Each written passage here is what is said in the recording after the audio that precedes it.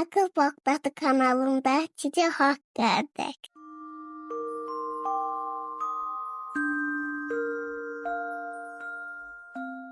Bismillahirrahmanirrahim. Salam mənim gözəl və dadlı duzlu balalarım. Xoş gördük hamınızı. Bu gecə Lalənin Səhvi adlı nağılı dinləməyə hazırsınız? Onda gəlin mən sizlər üçün danışım.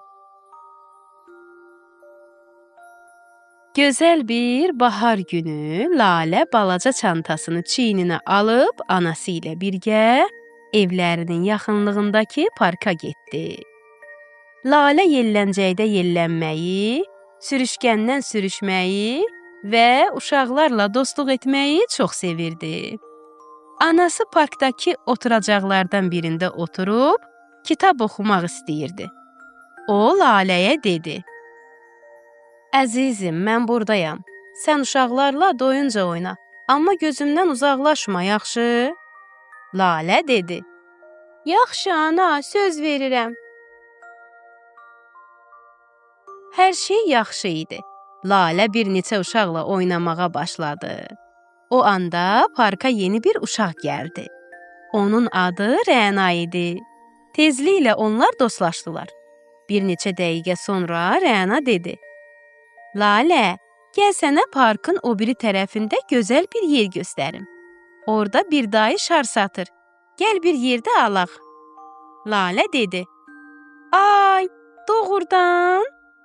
Rəna dedi: "Hə, hətta mən çoxlu şirniyyat da gətirmişəm. Orada bir yerdə oturub yeyərik." Lalə düşündü ki, əgər indi anama desəm, yəqin ki, icazə verməyəcək. Elə bir dəqiqəlik gedib qaydaram. Anasına demədən Rəna ilə birgə getdi. Onlar o qədər uzaqlaşdılar ki, Lalə artıq anasını görə bilmirdi.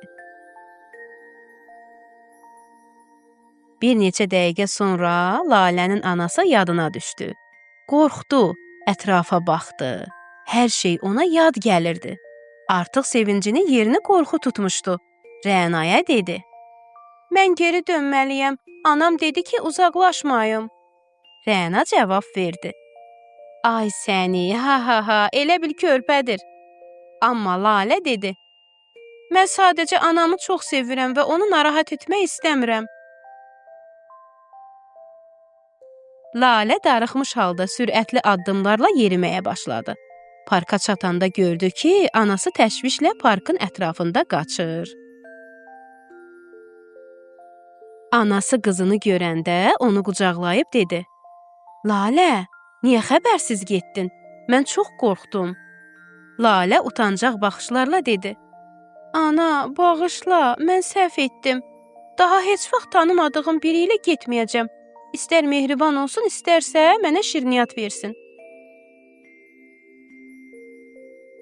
Anası gülümsəyərək dedi: "Qızım, insanları sevmək yaxşıdır. Amma həmişə əvvəlcə əmin olmalıyıq ki, bu təhlükəsiz və doğrudur. Sən ağıllı bir qızsan. Belə bir səhvi bir daha etməməlisən. Ətrafımızdakı insanlar həmişə yaxşı olmur. Belə vaxtlarda mütləq anana xəbər verməlisən. Allah göstərməsin, yoxsa pis hadisələr baş verə bilər." O gündən sonra Lalə hər dəfə bir yerə getmək istəyəndə əvvəlcə anasına xəbər verirdi. Çünki o gün anası üçün çox darıxmış və onu çox narahat etmişdi. O anladı ki, yeni dostlar tapmaq istəsə belə, anasının gözündən uzaqlaşmaq olmaz. Nağılımız barədə şəkil çəkib bizə göndərməyi mütləq unutmayın. Gecəniz xeyrə qalsın, yuxunuz şirin olsun.